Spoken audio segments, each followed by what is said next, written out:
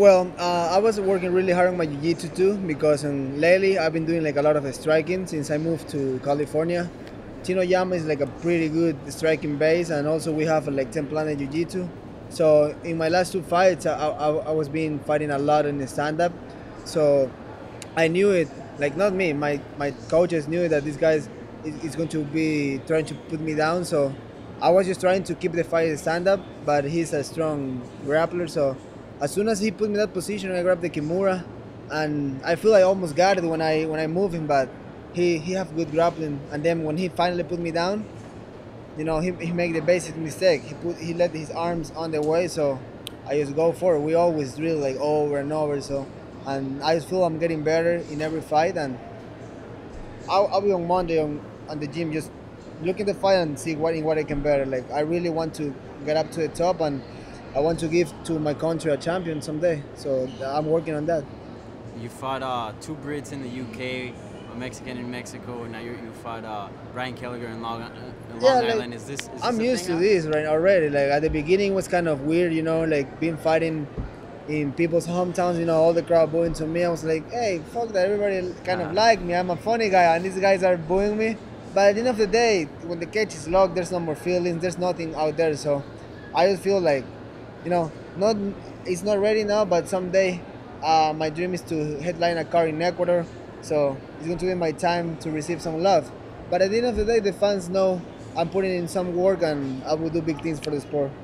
It feels like I don't know, maybe it's just my opinion, but you've turned the corner. Like you have this confidence now, and your performances are really, each and every time out, more and more impressive. Is there a reason, in your opinion, for this? Is it just getting more comfortable in the UFC, or is there something else going on? Well, at the beginning, it was like a wake dream. My UFC debut, I was coming from Ecuador. I was with not training partners. My three training partners are three lawyers. They're no fighters. They just come to drill with me. And then when the UFC moved me to Jackson's for the Ultimate Fighter Development Program, it was like I was like, whoa! I was training with a lawyer in a house, and now I'm getting my ass whooped by some UFC fighter. Yeah. So at the beginning in my head, I cannot afford that change, like brutal change. But then I went back to Ecuador, and that was a big mistake because then I started losing fights in the UFC by tough decision, but a loss is a loss. And then my manager after the London fight, he take me to California to see some gyms. And when I was like, oh, well, we visit like 5 different gyms, I was like, bro, I don't like nothing of this. And I was like, you know what? I have an idea. I got a good friend. Let's go to Tino Yama. And I was like, okay, let's go there. And then I was like, look, I don't want to try. I will stay here. If I make it, I make it. If not, I don't. It was a blessing. I stopped by that gym because now I'm a different fighter. I'm comfortable, and I'm just being myself. Like I really work hard like every day, and this is what I'm expect from me. Like I won't back down for nothing. When the cage is locked, I will go and fight, and I will show the world how much I train, and I'm proving that in every single fight. But when you say you were going to be done if it didn't work at Oyama, do you mean done with the sport or just done trying out gyms? Like trying now, that was like Okay. I was like I'm 24, so I'm probably have like 15 years fighting, Yeah. But I was like when my manager took me to Oyama, I was like, hey, there's no more tries. If I don't like it, I'm still staying here. If I like it, cool, but I don't want to keep going, Yeah. And why'd you go there? Who drew you there? I meet Carlos Parza when she visit Ecuador. So, and my manager managed Ian McCall and managed Alex Perder from that gym. So it was just like, hey, I have two guys here. They will help you out. And they opened a fighter house like literally the day after I visit the gym. So it was just God helping me because it was like, I was like in the limbo. I was like, I don't like the gym. I don't like the gym.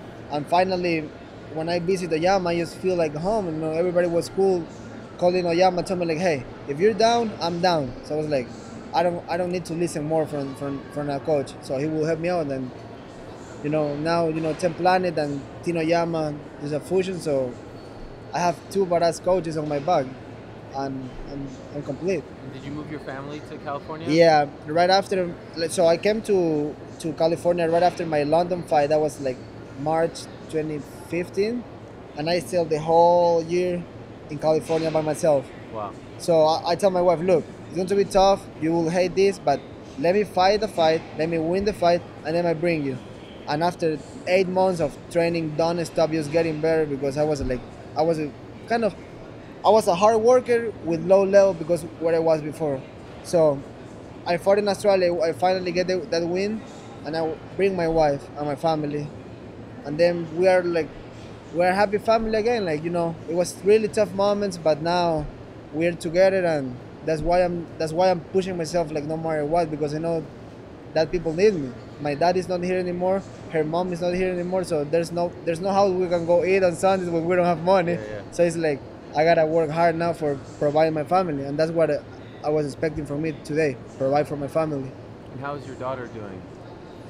My daughter is fine. Like, she won't, like, it's hard to say she won't die for this. Like, it's just a surgery. Like, it's going to make her smile. So that's more like personal. Yeah. Like when I see my other kid, Nacho, he's like all crazy and smiling. I'm like, you know what?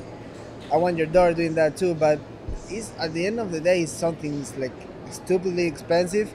And when I get a big amount of money, I will buy a house first, because pay rent in California is no joke. Okay. But when I make money, the first thing I will invest is my own house. It's a place my family is going to be good no matter what. And after that, I will try to get the surgery. Like, nothing happen if I don't make it. It's just like a personal thing that I want to see my daughter smile. And I'm sure she wants that as well, right? She's a really happy kid. Like, we make everything for make her happy, and she looks really happy. It's about me and my wife. Like, it's something on my own. Like, I want to make it. Yeah. Like, I want a title in the UFC, and I want to see her smile. So I will stop till I don't get those things. Are you comfortable with the attention that this gets? That, it's always brought up when you fight and people ask you about it. Are you comfortable talking about it, or would you rather not? Like the last couple of interviews, I was like, guys, there's no point to talk about it, because people bring always say, oh, Dana White said this, oh, Brian said this. I'm like, guys, at the end of the day, these people helped me. Like, Dana White helped me. He brought my family to Vegas after the Ultimate Fighter in 2014. They make research on my daughter, so he spent some money on me. Like, he don't have to pay the surgery. You know what? I'm happy with the UFC, but people and Mary is always trying to fix wars. So they put it in my mouth like, oh, Chito better say fuck him. Yeah. And it's like, that's not the case. I don't want to lose my job, and he helped me before. And then people will say, what about Brian Stan? I'm like, guys, if he don't make it in that day, he probably make it later. People have to be patient about it. Like, if I'm patient and I'm handle it, why other people get wild about it? It's like, guys, it's not your daughter. Like, I fix this. Like, when I say I don't want to talk about it, it's because there's not much to talk about it. Okay. Like, if there's a GoFundMe, I got, I think, 20 grand there. But with that money, I swear, I done nothing with her. Like, I just have that safe in the bank. Did you get the money? Yeah, the money's there. Okay. I got a check of 11,000 on my manager's account, and then the rest is in the GoFundMe. Wow. But I'm just waiting, because with that money, I can use it for me and go to the beach. It's going to help me. But for my daughter, 20 grand is not going to make nothing. So I'm just being patient, go with the flow, and just working hard, because that's going to bring. These days people is asking, I want more money, I want promotion. It's like, guys, all the guys that I listen asking for those things, they don't perform well in the cage. So, like, I don't have to grab the micro and be Conor McGregor. I just have to grab the micro, be happy, smile, say thank you, and all those things come by my performance. Do you want someone next? Is there someone in mind? Yeah, I was thinking I would like to fight the winner of Almeida Rivera. Okay. Me and Rivera got business, and I don't know what happened. He just said he just backed up because it was too much for me. That's right. In January. And then it was really tough for me, because I cut 15 pounds in 2 days for that fight. So I went to be in the gym and be in the sauna, because I was super motivated to fight a top guy. And I was expecting respect from him, and he just said like, oh, I don't want to hurt him. I was like, bro, like, okay, hurt me. And he said something, and then what pissed me off is he said like, I don't want to fight him, because if I beat him, he's not going to be able to help his daughter. And in my mind was like, you don't have a brain, because if you beat me, I cash a check. So am I still making something? So I was like, that was what pissed me off. Like, I got nothing against him, but like when he said that, I was like, it don't make sense at all. And then this other kid, Brett Jones from Glasgow, he was trying to fight me. So I was like, whatever the UFC wants to give me, if I get the Rivera-Almeida fight, cool. If I get the kid from Europe, cool. if I get somebody else, I don't care. I will fight anybody. You guys know that.